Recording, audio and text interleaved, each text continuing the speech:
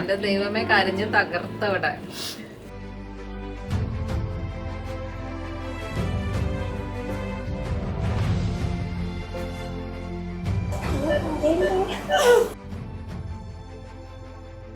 Hello guys, actually ഇന്ന് October 2 ഞാൻ ഈ വീഡിയോ എടുക്കുന്നത്. സെപ്റ്റംബർ 26 എൻ്റെ ഡെലിവറി കഴിഞ്ഞിരുന്നു. അതിനുശേഷം 7 ദിവസം കഴിഞ്ഞു. എല്ലാവരുടെയും കമൻറ്റുകളൊക്കെ ഞാൻ കണ്ടു. ഡെലിവറിക്ക് പോകുവാണ്, ടാറ്റ ബൈ ബൈ ഗൈസ് എന്ന് പറഞ്ഞു പോയ ആൾ എവിടെ പോയി, എന്ത് സംഭവിച്ചു, പ്രസവിച്ചോ, കുട്ടി ആണാണോ പെണ്ണാണോ, ഇങ്ങനെ 100 ചോദ്യങ്ങളൊക്കെ ഞാൻ കണ്ടിരുന്നു. സത്യം പറയാലോ, അതിന് ശേഷമുള്ള വീഡിയോസൊക്കെ എടുക്കാനും അതിലൊന്ന് നോക്കിയിരിക്കാനുമുള്ള ഒരു മാനസികാവസ്ഥയും എനർജിയും രണ്ടും ഇല്ലാണ്ടായി പോയായിരുന്നു. അതുകൊണ്ടാണ് ഇത്രയും ഒരു ഗ്യാപ്പ് വന്നത്. മാത്രമല്ല, പിന്നെ കുട്ടിയുടെ ഫോട്ടോസ് എന്താ കാണിക്കാത്തത് എന്നൊക്കെയുള്ള ചോദ്യങ്ങളൊക്കെ ഉണ്ടായിരുന്നു. ഫോട്ടോ ഒക്കെ എൻ്റെ കയ്യിലുണ്ട്, ഇതൊന്നും എടുത്ത് ഇടാനുള്ള ഒരു സമയം കിട്ടിയില്ല. അതുകൊണ്ട് മാത്രമാണ്. അടുത്ത ദിവസങ്ങളിൽ ഇതെല്ലാം ഞാൻ പബ്ലിഷ് ചെയ്യുന്നതായിരിക്കും. അപ്പം ഞാൻ വിചാരിച്ചു, ആ ദിവസം, അതായത് സെപ്റ്റംബർ 26 ഉച്ചയ്ക്ക് 1:26 എൻ്റെ ഡെലിവറി നടന്നത്. ആ ഒരു സമയം ഞാൻ ഒന്നുകൂടെ റീകളക്ട് ചെയ്ത് നോക്കാം എന്ന് വിചാരിച്ചു, എന്തൊക്കെയാണ് അവിടെ സംഭവിച്ചതെന്ന്.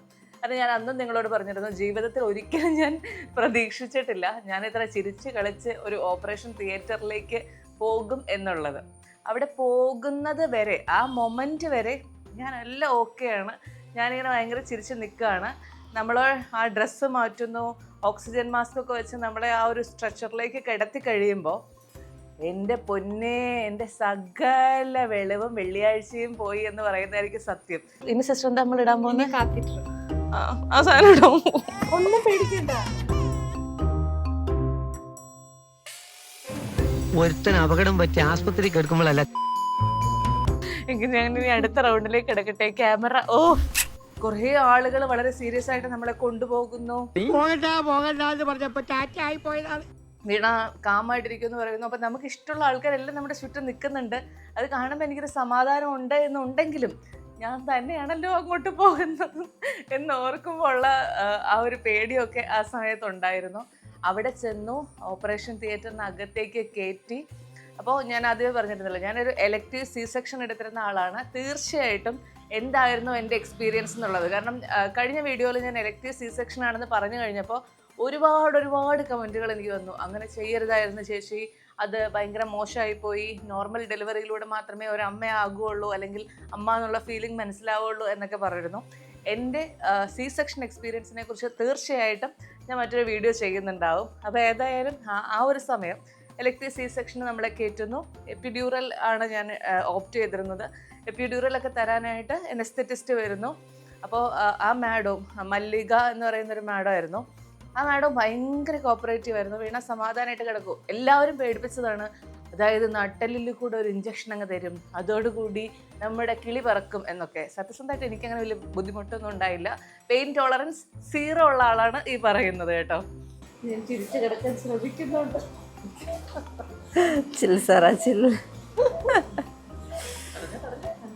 ഒന്നും പറയാനില്ല, ആകെ പേടിയാവില്ല. ഗമയൊക്കെ പറഞ്ഞ് ഇതിനകത്ത് കയറിയതായി ഇറങ്ങിയിട്ടുണ്ടോ. ആ ഇഞ്ചക്ഷൻ തരുന്നു. ആ ഇഞ്ചക്ഷൻ കൂടെ തന്നു കഴിയുമ്പോൾ നമ്മൾ ഈ പോർഷൻ തൊട്ട് താഴേക്ക് മരച്ചു പോകും. അവിടെ എനിക്ക് കിട്ടിയ ഒരു സന്തോഷം എന്താന്ന് പറയട്ടെ. അതായത് ഓപ്പറേഷൻ തിയേറ്ററിലേക്ക് പൊതുവെ ആരെയും കയറ്റില്ല എന്നുണ്ടെങ്കിലും നമുക്ക് ഇത് വീഡിയോ എടുക്കാൻ പ്രത്യേക പെർമിഷൻ ഉണ്ടായിരുന്നു. അപ്പോൾ എൻ്റെ വളരെ ക്ലോസ് ഫ്രണ്ടാണ് ഹരിതയാണ് വീഡിയോ എടുത്തത്. അപ്പോൾ പുള്ളിക്കാരി ഇവിടെ അടുത്ത് നിൽക്കുന്നുണ്ട്. അപ്പോൾ നമുക്ക് അറിയാവുന്ന ഒരാൾ നമ്മുടെ അടുത്ത് നിൽക്കുമ്പോൾ നമുക്ക് കിട്ടുന്ന ധൈര്യം എന്ന് പറയുന്നത് സത്യമായിട്ട് അത് വേറൊന്നു തന്നെയാണ്. അപ്പോൾ അങ്ങനെ അവളടുത്ത് നിൽക്കുന്നുണ്ടായിരുന്നു. അതിനുശേഷം എനിക്ക് ചെറുതായിട്ടൊക്കെ മയക്കമൊക്കെ വന്നു തുടങ്ങി. അപ്പോൾ ഡോക്ടർ പറഞ്ഞു, വീണ എല്ലാമൊക്കെ ഓക്കെയാണ്, ഇവിടെ എന്തെങ്കിലും ഫീൽ ചെയ്യുന്നുണ്ടോ എന്ന് ചോദിച്ചു. അപ്പോൾ അവർ തൊടുന്നൊന്നും എനിക്ക് ഫീൽ ചെയ്യുന്നില്ല. എന്ന് വെച്ചാൽ എന്തൊക്കെയോ ഇവിടെ നടക്കുന്നുണ്ട്, പക്ഷെ നമുക്കൊരു പെയിനോ അങ്ങനത്തെ ഒന്നും അറിയുന്നില്ല. നമ്മൾ കംപ്ലീറ്റ് നമ്പായിരിക്കുകയാണ്. അങ്ങനെ അവരവിടെ പുറത്തിറങ്ങാൻ പറയുന്നു. ഓപ്പറേഷൻ പ്രൊസീജിയർ തുടങ്ങുകയാണെന്ന് പറയുന്നു.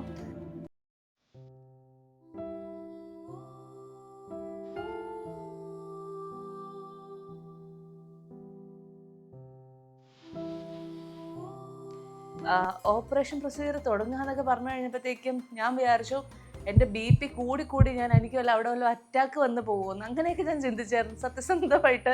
ഇപ്പോഴും ആ കാര്യം പറയുമ്പോൾ ഞാനൊരു ഒരു ഒരു പോസാണ്. എന്താ അവിടെ സംഭവിച്ചതെന്നുള്ളത് ഇപ്പോഴും ചോദിക്കുമ്പോൾ എനിക്കൊരു ഭയങ്കര എന്താ പറയുക, ഒരു ഒരു ഒരു ഫ്രീസായ അവസ്ഥയാണ്. കുറച്ച് നേരം അവരെന്തൊക്കെയൊക്കെയോ ചെയ്യുന്നുണ്ട്, ഇവിടെ ഇങ്ങനെ ഇളകുന്നുണ്ട്, അനങ്ങുന്നുണ്ട് എന്നൊക്കെയുള്ളൊരു ഫീലൊക്കെ എനിക്ക് വരുന്നുണ്ട്. കുറച്ച് നേരം അപ്പം എൻ്റെ മനസ്സിൻ്റെ ഉള്ളിൽ ഇനി വേറൊരു ട്വിസ്റ്റും കൂടെ ഞാൻ പറയാം. എൻ്റെ മനസ്സിൽ എവിടെയോ എനിക്കിതൊരു ആൺകുട്ടിയാണെന്ന് ഭയങ്കര ശക്തമായ ഒരു ബോധ്യം കിടക്കുകയാണ്. ഇവൻ ദോ ഞാനൊരു പെൺകുട്ടിക്ക് വേണ്ടി ഭയങ്കരമായി ആഗ്രഹിക്കുന്നുണ്ടായിരുന്നു. പക്ഷെ എന്താണെന്നറിയില്ലായിരുന്നു, ബാക്ക് ഓഫ് മൈ മൈൻഡ് ഇതൊരു ആൺകുട്ടിയാണ് എന്നിങ്ങനെ കിടക്കുന്നുണ്ട്.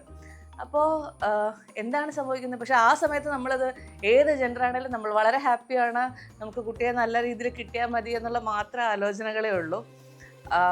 അങ്ങനെ നമ്മൾ ഒരു പകുതി ബോധത്തിൽ ഇങ്ങനെ കിടക്കുമ്പോൾ ഡോക്ടേഴ്സ് വന്ന് പറയാണ്, വീണ മോളാണ് കേട്ടോ എന്ന് പറഞ്ഞു. ഇത്ര മാത്രമേ എനിക്ക് ഓർമ്മയുള്ളൂ. പിന്നെ അങ്ങോട്ട് എന്താ പറയുക, ഞാൻ ഭയങ്കരമായിട്ട് കിടന്ന് കരഞ്ഞു. അത് എന്തിനാന്ന് ചോദിച്ചാൽ എനിക്ക് സത്യമായിട്ട് ഇപ്പോഴും അറിയില്ല.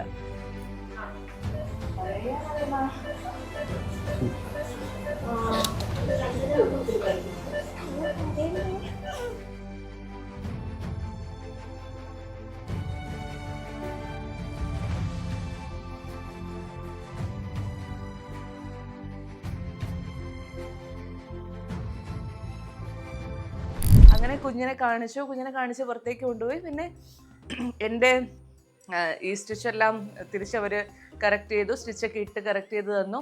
അതിനുശേഷം നമ്മളെ പോസ്റ്റ് ഓപ്പറേറ്റീവ് തിയേറ്ററിലേക്ക് കൊണ്ടുപോയി 2-3 മണിക്കൂർ അവിടെ ഒബ്സർവേഷന് വെച്ചതിന് ശേഷം ഞാനെടുത്ത റൂമിൻ്റെ പ്രത്യേകത എന്ന് പറയുന്നത്, ആ റൂമിലേക്ക് അന്നത്തെ ദിവസം നമ്മളെ തിരിച്ചു കൊണ്ടുവരുമായിരുന്നു. നോർമലി ഒരു ഡെലിവറി, ഇപ്പോൾ സിസേറിയൻ ആണെങ്കിലും നോർമൽ ഡെലിവറി ആണെങ്കിലും ഡെലിവറി കഴിഞ്ഞതിന് ശേഷം ഒരു ദിവസത്തോളം നമ്മളെ ഒരു ഒബ്സർവേഷനിലിട്ട് നമ്മൾ കംപ്ലീറ്റ്ലി സ്റ്റെബിലൈസ്ഡ് ആണെന്ന് അറിയുമ്പോഴാണ് നമ്മളെ മുറിയിലേക്ക് കൊണ്ടുവരിക. പക്ഷെ നമ്മളെടുത്ത മുറിക്ക് ഒരു ICUവിൻ്റെ എല്ലാ ഫെസിലിറ്റീസും ഉള്ളത് കൊണ്ട് തന്നെ ആ മുറിയിലേക്ക് അപ്പം തന്നെ കൊണ്ടുവരും. ഞാൻ ഏറ്റവും കൂടുതൽ സന്തോഷിച്ച സമയം എന്ന് പറയുന്നത് അപ്പോഴായിരിക്കും തോന്നുന്നു. കാരണം അപ്പോഴും എനിക്ക് സന്തോഷം വരുമ്പോഴത്തേക്കും ഭയങ്കര കരച്ചിലാണ് വരുന്നതെന്ന് തോന്നുന്നു. കാരണം അപ്പോഴും ഞാനിങ്ങനെ തിരിച്ചു വരുമ്പോൾ ഓരോരുത്തരായിട്ട് ഞാൻ കണ്ടുകൊണ്ടിരിക്കുകയാണ്. അതായത് ആദ്യം ജീവനെ കാണുന്നു, അമ്മയെ കാണുന്നു, അച്ഛനെ കാണുന്നു, ബ്രദറിനെ കാണുന്നു, എൻ്റെ കൂടെയുള്ള എൻ്റെ വളരെ ക്ലോസ് ആയിട്ടുള്ള സുഹൃത്തുക്കളെ കാണുന്നു. ഞാൻ അതുവരെ കുറച്ച് മണിക്കൂറുകൾ മുന്നേ വരെ എനിക്ക് ആത്മവിശ്വാസം തന്നുവിട്ട നഴ്സുമാരെ കാണുന്നു. ഇങ്ങനെ ഓരോരുത്തരുടെ അടുത്തേക്ക് എന്നെ സ്ട്രെച്ചറിൽ കൊണ്ടുവരുമ്പോൾ എനിക്ക് കരച്ചിൽ നിർത്താൻ പറ്റുന്നുണ്ടായിരുന്നില്ല. എനിക്ക് അവരെയൊക്കെ കാണുമ്പോൾ സന്തോഷം കൊണ്ടുള്ള കരച്ചിലായിരുന്നു. അങ്ങനെ ഞാൻ തിരിച്ച് റൂമിലേക്ക് വന്നു കഴിയുമ്പോൾ ഞാൻ തന്നെയല്ല, എനിക്ക് ഒരു കുട്ടി പുറത്തു വന്നു, അതിൻ്റെ ഒപ്പം എന്നെ സ്നേഹിച്ച, എനിക്ക് വേണ്ടി കരുതലോടെ നോക്കിയിരുന്ന എല്ലാവരും എൻ്റെ ചുറ്റിനും നിൽക്കുന്നു. ആ ഒരു അവസ്ഥ എന്ന് പറയുന്നത് ഭയങ്കര സുഖമുള്ള അവസ്ഥയാണ്. നമുക്കിനി എന്ത് വേദന ഉണ്ടെന്ന് പറഞ്ഞാലും എല്ലാവരും നമ്മളെ കൺഗ്രാജുലേറ്റ് ചെയ്തും നമുക്കൊരു ഹെൽത്തി ബേബി ഉണ്ടായതിനെ കുറിച്ച് പറഞ്ഞും സ്വീറ്റ്സ് ഒക്കെ ഡിസ്ട്രിബ്യൂട്ട് ചെയ്തും ഒക്കെ എല്ലാവരും നിൽക്കുന്ന കാണുമ്പോൾ നമ്മുടെ മനസ്സിൽ ഒരു വേദനയും ഇല്ല, ഒന്നുമില്ല. നമ്മൾ ഭയങ്കര ഹാപ്പിയാണ്. ഞാൻ സത്യത്തിൽ ഒരു ക്ലൗഡ് 9 അവസ്ഥയായിരുന്നു. എന്റെ ദൈവമേ, കരഞ്ഞ് തകർത്തവിടെ. ഞാനാണ് ആ ബേബീനെ പുറത്തെടുത്ത ആള്. കണ്ടോ ബേബീനെ? കണ്ടോ?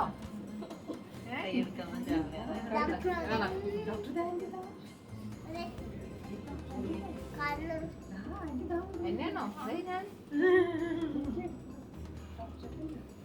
ഇഷ്ടപ്പെട്ട ബേബീനെ? ഇത്രയും കൂടെ ഒരു ഹെഡുണ്ട്, കുറച്ച് പേരെന്താ? കുട്ടികളാണല്ലോ കേട്ടോ.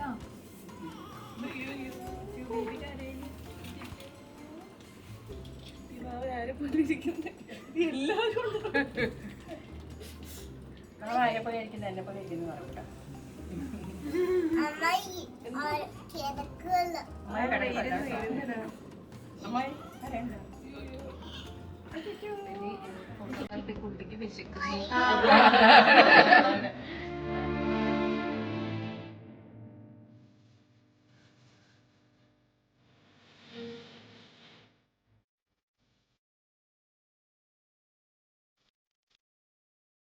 എൻ്റെ സുഹൃത്തുക്കളൊക്കെ എന്നെ കളിയാക്കി. അതായത് സാധാരണ ഒരു ഓപ്പറേഷൻ അല്ലെങ്കിൽ ഒരു ഡെലിവറി കഴിഞ്ഞിട്ട് ഒരു സ്ത്രീയെ പുറത്തേക്ക് കൊണ്ടുവരുമ്പോഴത്തേക്കും വേദന കൊണ്ട് ഭയങ്കര ബുദ്ധിമുട്ടുന്ന, അല്ലെങ്കിൽ ഭയങ്കര ഡിസ്റ്റർബ്ഡ് ആയ, ഇമോഷണലി ഭയങ്കര ടർബുലൻ്റ് ആയ ഒരവസ്ഥയായിരിക്കും. ഞാൻ ഭയങ്കര ചില്ലായിരുന്നു. ഞാൻ ഭയങ്കര ഹാപ്പി ആയിട്ടാണ് അതിൽ നിന്ന് പുറത്തേക്ക് വന്നത്.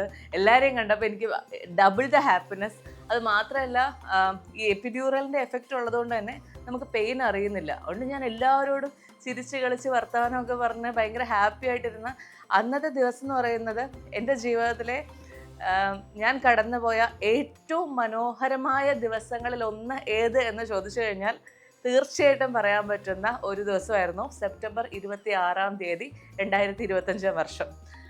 അങ്ങനെയായിരുന്നു എൻ്റെ ഒരു ബർത്ത് സ്റ്റോറി. മാക്സിമം വിഷ്വൽസ് ഒക്കെ, പിന്നെ ഒരുപാട് ക്രിറ്റിസിസം ഒക്കെ വരാൻ സാധ്യതയുണ്ടെന്ന് ഞാൻ മുൻകൂട്ടി കണ്ടതുകൊണ്ട് ഒരു കാര്യം ഇവിടെ പറയുകയാണ്. എന്തിനാണ് ഇതൊക്കെ ചിത്രീകരിക്കുന്നത്? പിന്നെ ലോകത്തിലെ ആദ്യത്തെ പ്രസവമാണല്ലോ, വേറെ ആരും പ്രസവിച്ചിട്ടില്ലല്ലോ. അതെ, ഞാൻ ഉൾപ്പെടുന്ന ലോകത്തിലെ എൻ്റെ ആദ്യത്തെ പ്രസവമാണ്. ഞാൻ ഇതിനു മുൻപ് പ്രസവിച്ചിട്ടില്ല. അതുകൊണ്ട് തന്നെ എനിക്കിത് വളരെ വളരെ വളരെ വലിയ കാര്യമാണ്, ഒന്നാമത്തെ കാര്യം. രണ്ട് എന്ന് പറയുന്നത്, എല്ലാവർക്കും ഒരുപക്ഷെ ഇത് നമുക്ക് പിക്ചറൈസ് ചെയ്തെടുക്കാനുള്ള സാധ്യതകൾ ഉണ്ടാകണമെന്നില്ല. നമ്മളെ സംബന്ധിച്ച് നമുക്ക് അങ്ങനെ ഒരു അവസരമുള്ളത് കൊണ്ട് തീർച്ചയായിട്ടും അത് ചിത്രീകരിക്കണം. ആ അവസ്ഥകളെക്കുറിച്ച് നിങ്ങളോട് പറയണമെന്ന് എനിക്ക് ആഗ്രഹം ഉണ്ടായിരുന്നു. അതിൻ്റെ പേരിൽ ഞാൻ ഹോസ്പിറ്റൽ മാനേജ്മെൻറ്റുകാരോട് പ്രത്യേകം ചോദിച്ചെടുത്ത പെർമിഷനാണ് ഇങ്ങനെയുള്ള വിഷ്വൽസ് എടുത്തോട്ടെ എന്നുള്ളത്. അപ്പോൾ ആർക്കും ബുദ്ധിമുട്ടില്ലാത്തത് കൊണ്ടും ഇത് കാണാൻ ആഗ്രഹമുള്ളവർക്ക് വേണ്ടി മാത്രമായിട്ട് കാണിക്കാം എന്നുള്ള ഒരു ചിന്ത കൊണ്ടും കൂടെയാണ് ആ ഒരു വിഷ്വൽ എടുത്തത്. ആരെയും നിർബന്ധിച്ച് കാണിക്കുന്നില്ല. കാണാൻ ആഗ്രഹമുള്ളവർ, അല്ലെങ്കിൽ ഈ ഒരു ഫേസിലൂടെ കടന്നു പോകണമെന്ന് ആഗ്രഹിക്കുന്നവർ, നിലവിൽ പോയിക്കൊണ്ടിരിക്കുന്നവർ, ഇവർക്കൊക്കെ വേണ്ടിയിട്ടാണ് അത് ചെയ്തത്. അങ്ങനെ ഒരു പെൺകുഞ്ഞുണ്ടായി. സത്യമായിട്ടും പേര് ഇതുവരെ ഇട്ടിട്ടില്ല. പേരിട്ടിരുന്നെങ്കിൽ തംബ്നെയിലിൽ നമ്മൾ പേരൊക്കെ കൊടുത്ത് ആഘോഷമായിട്ട് ഈ വീഡിയോ ഇറക്കായിരുന്നു. പക്ഷെ ഇതുവരെ ഒരു പേരെന്ന് പറയുന്ന ഒരു ഇതിലേക്ക് എത്താൻ സാധിച്ചിട്ടില്ല. ഒത്തിരി കണ്ടവരെല്ലാവരും ഇങ്ങനെ വീണയെ കണ്ടിട്ടൊരു ആൺകുട്ടിക്കുള്ള ലുക്കാണ്, വീണയുടെ മുഖം ഗ്ലോ ചെയ്യുന്നു, അതുപോലെ വണ്ണം കാണുമ്പോൾ തോന്നുന്നു, അല്ലെങ്കിൽ എനർജി കാണുമ്പോൾ തോന്നുന്നു, അങ്ങനെ പറഞ്ഞ് ആൺകുട്ടി എന്നുള്ളതായിരുന്നു എൻ്റെ മൈൻഡിൽ മുഴുവൻ. അപ്പം നിങ്ങൾ ചോദിക്കും, ആൺകുട്ടിക്കുള്ള പേര് കണ്ടുപിടിച്ചോ എന്ന്? അതുമില്ല, രണ്ടും ചെയ്തിട്ടില്ല. അപ്പോൾ അതുകൊണ്ട് തന്നെ ബർത്ത് സർട്ടിഫിക്കറ്റിലൊക്കെ ബേബി ഓഫ് വീണ എന്ന് മാത്രമേ കൊടുത്തിട്ടുള്ളൂ. അപ്പോൾ എനിക്ക് കുറച്ച് പേരുകളൊക്കെ കേൾക്കണമെന്ന താല്പര്യമുണ്ട്. നിങ്ങൾക്ക് എന്തെങ്കിലും സജഷൻസ് ഉണ്ടെങ്കിൽ കമൻറ്റ് ബോക്സിൽ ഇട്ടിരുന്നെങ്കിൽ വളരെ സന്തോഷമുണ്ടായിരുന്നു. നല്ലൊരു പേര് ഒരുപക്ഷെ അങ്ങനെയാണ് നമുക്ക് കിട്ടുന്നതെന്നുണ്ടെങ്കിലോ. ഞാൻ ഓപ്പണാണ്, I am open to all suggestions. അപ്പോൾ അതാണ് എൻ്റെ ഒരു ബർത്ത് സ്റ്റോറി.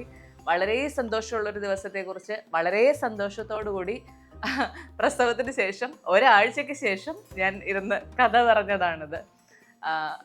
ഇത്രയും ദിവസം, ഇനി മറ്റൊരു കാര്യോട് പറയട്ടെ, ഈ ക്യാമറയും വീഡിയോ ഒന്നും ഇല്ലാതിരുന്നത് കൊണ്ട് ഇത്രയും ദിവസം എനിക്ക് ഭയങ്കര ക്ഷീണം, വയ്യ, അങ്ങനെ ഇങ്ങനെ എന്നൊക്കെ പറഞ്ഞിരിക്കുകയായിരുന്നു.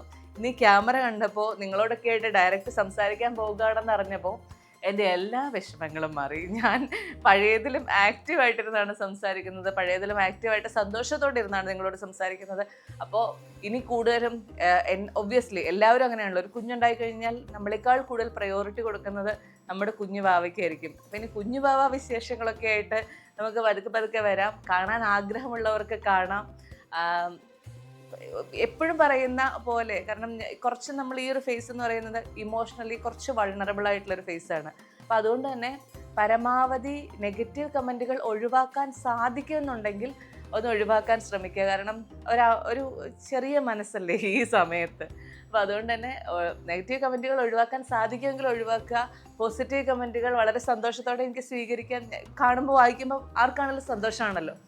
അപ്പോൾ അങ്ങനെ ഇടാൻ സാധിക്കുമെങ്കിൽ അങ്ങനെയുള്ള പോസിറ്റീവ് കമൻറ്റുകൾ കൊണ്ട് എൻ്റെ കമൻറ്റ് ബോക്സ് നിറയ്ക്കുക. അപ്പോൾ ഏതായാലും ഇനി C-സെക്ഷൻ വിശേഷങ്ങൾ, കുഞ്ഞുവാവ വിശേഷങ്ങൾ, പിന്നെ അമ്മയായതിന് ശേഷമുണ്ടായ ജീവിതത്തിലുണ്ടായ മാറ്റങ്ങൾ, ഇങ്ങനെ കണ്ടന്റുകളുടെ ഒരു പെരുമഴയുമായി ഞാൻ വരുന്നതായിരിക്കും. അപ്പോൾ അതുവരെ താങ്ക് യു സോ മച്ച്.